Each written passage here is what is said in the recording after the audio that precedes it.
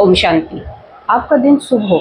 आप जो भी कर्म करें, अच्छे कर्म करें और अच्छे कर्म करने के बाद आपको हमेशा अच्छा फल मिले, यही मेरी शुभ भावना और शुभकामना है।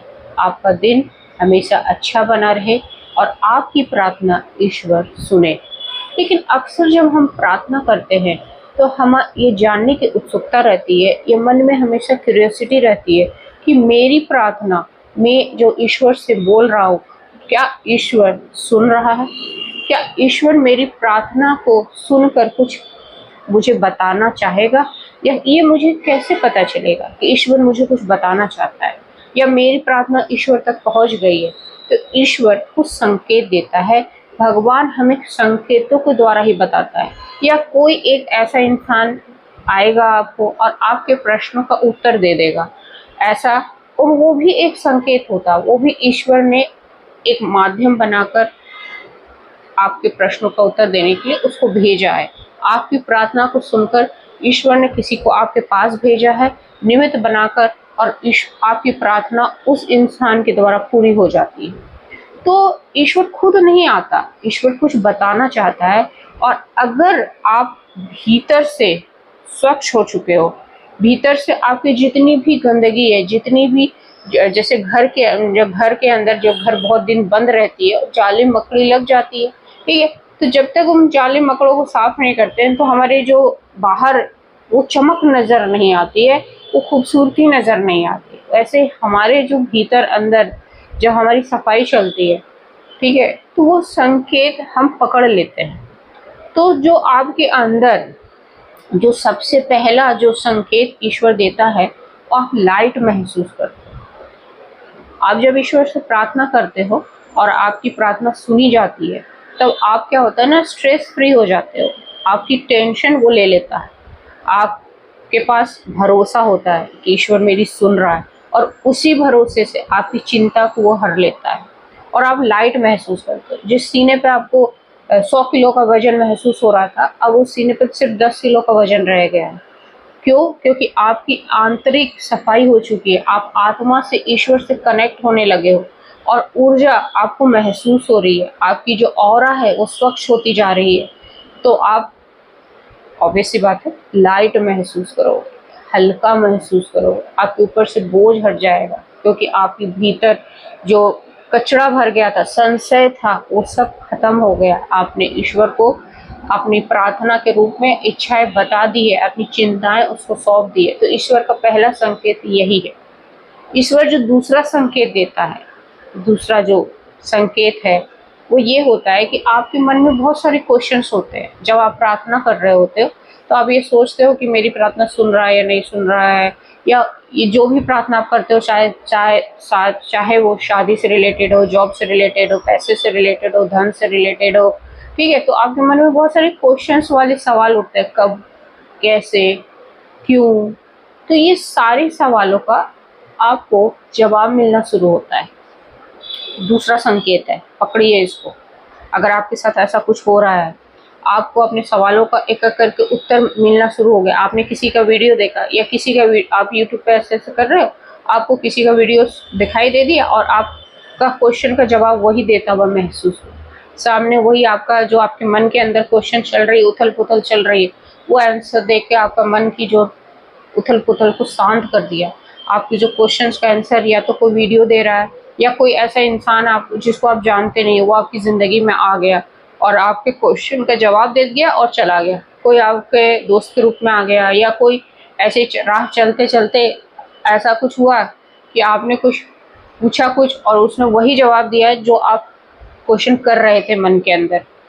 बहुत बार ऐसा होता है, बहुत बार ऐसा होता है कि हम कुछ सोचते हैं या मन में ऐसे संशय चल रहा होता है कि अच्छा ठीक है, मेरी शादी कब होगी, और ऐसे ही आपकी ज़िंदगी में कोई आता है और बता देता है, या कोई ज्योतिषी या कोई वीडियो देख रहे हो, आपका डेट ऑफ बर्थ नज़र आ गया आपको अचानक से, और वही उस समय वो ज्योतिषी बता रहा होता है कि आपकी शादी इस साल हो जाएगी, इस महीने में हो जाएगी। आपको लगता है ये क्वेश्चन तो मैंने ईश्वर से किया था, ये आंसर समझ लेना ये आपका संकेत है, ठीक है। ऐसे ही बहुत सारे कि मेरी जॉब कब लगेगी, और लगेगी कि नहीं, उस कंपनी में तो एक वैकेंसी निकली है, पता नहीं कैसे, और अचानक एक कोई इंसान आ गया और बता गया कि उसमें इंटरव्यू चल रहा है और आपने इंटरव्यू का भर दिया और आपका इंटरव्यू पास भी हो गया। तो ऐसा ये संकेत ही होता है कि आपकी प्रार्थना अब सुनी जा रही है, आपकी प्रार्थना को ईश्वर सुन रहा है और वो आंसर इस तरीके से आपको दे रहा है। ठीक है, ऐसे बहुत सारे हमें संकेत मिलते हैं। अगर आपको इन दोनों संकेतों में से कोई आपको मिला है तो आप समझ जाइए ईश्वर आपको सब देख रहा है, ईश्वर आपको सुन रहा है। और तीसरा जो संकेत होता है कि हमारे कुछ पुराने मतलब संस्कार होते हैं जो दब जाते हैं। जैसे हम पहले बहुत झूठ बोलते थे, है ना, और अचानक से वही चीज़ फिर से होने लगा जीवन में। आपको ऐसा लगने लगा कि मैं वापस से छोटी छोटी बातों पे झूठ बोलने लगा हूँ, या ऐसे पुराने संस्कार थे आपके कि आप बहुत गुस्सा करते थे और वही ट्रिगर हो रहा है, वापस से वो आने लगा, तो समझ लेना ये भी संकेत है। उन जो पुराने दबे संस्कार है ना, उसको भी ईश्वर क्लीन करना चाहता है। इसलिए वो आपको याद दिला रहा है कि आपके अंदर ये अवगुण है, वो अभी दब गए हैं, आप इसको भी खत्म करो और आपको उस पर काम शुरू कर देना है। ठीक है, पुराने संस्कार, पुरानी ऐसी बातें आ जाएगी आपको, अब आप सोचोगे कि ये तो मैं भूल चुका था, ये कैसे आ गया मेरे सामने। ये सब संकेत दे रहा है ईश्वर, आपको याद दिलाने की कोशिश कर रहा है कि मैं आपकी ज़िंदगी में दखल दे रहा हूँ, अब मैं आपकी ज़िंदगी में आ चुका हूँ। तो ये आपका तीसरा संकेत। चौथा संकेत होता है कि आपके मालूम बहुत दोस्त है ना, लेकिन आप जैसे ही ईश्वर के सानिध्य में आते हो, ईश्वर की एनर्जी से जुड़ते हो, कनेक्ट होते हो, तो आपके वो दोस्त है ना, एक एक करके ईश्वर हटा देता है आपकी ज़िंदगी से, क्योंकि वो कहीं ना कहीं हिंड्रेंस बन रहे थे। ऐसे कोई रिश्ते होते हैं जो आपको लगेगा कि इससे तो मेरा बहुत गहरा रिश्ता है और अचानक से उससे दूरी बन जाएगी, है ना। ईश्वर उनको हटाता है क्योंकि आपका ये रुकावटें हैं। तो आप ये मत समझना कि आप अकेले हो गए हो, आप ईश्वर के कांटेक्ट में आ गए हो, आप उस बड़ी शक्ति, उस महाशक्ति के कांटेक्ट में आ गए हो। आपके जो सफलता में जो हिंड्रेंस थे, ईश्वर ने उसको हटाया। ठीक है, और आप ये मत समझना कि अभी मेरा तो और भी बुरा हाल हो गया है जब से मैंने प्रार्थना करी है, या जब से मैं मैनिफेस्ट कर रहा हूँ, या जब से मैं अफर्मेशन भेज रहा हूँ मेरी तो और भी बुरी हालत हो गई है।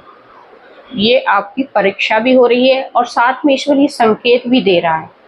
ठीक है, यही परीक्षा है और यही संकेत भी है, क्योंकि ये जो परीक्षाएं आती है वो संकेत के रूप में ही है कि ईश्वर आपकी बातों को सुन रहा है, समझ रहा है और आप उस पर काम भी कर रहा है, और आपको ये बताना भी चाहता है कि ये जो दोस्त है आपके या जो रिश्तेदार हैं आपको बड़े प्यारे लग रहे होंगे, आपको ऐसा लग रहा होगा कि इसके बगैर मेरी ज़िंदगी नहीं चल रही, लेकिन जैसे ही वो शांत हो जाते हैं, आप ईश्वर से अधिक जुड़ते हो, आप उससे अपनी मन की बात करते हो, आप उससे कांटेक्ट, जैसे आप किसी से क्लोज फ्रेंडशिप करते हो ना, और बहुत सारे ऐसे जो और भी दोस्त होते हैं वो दूर हो जाते हैं जब आप एक बता देते हो कि ये मेरा बेस्ट फ्रेंड है। वैसे ईश्वर से अगर आपने दोस्ती कर ली है, आपने गहरी दोस्ती कर ली है, बेस्ट फ्रेंड बना लिया, तो उन चीज़ों को हटा देगा, है ना।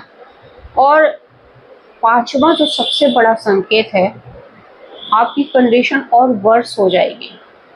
ऐसा लगेगा सारी बुरी उसकी बुरी परिस्थिति अभी आ गई है मेरी ज़िंदगी में, जब से मैंने ईश्वर से कांटेक्ट किया है, जब से मैंने उससे प्रार्थना की है, जब से मैंने उसके सामने अर्जी लगाई है अपनी शादी की, अपनी जॉब की, अपने पैसों के लिए, और मेरी कंडीशन ख़राब हो गई है और लोग मुझसे दूर होते जा रहे हैं और विकट परिस्थितियाँ मेरे जीवन में आती जा रही।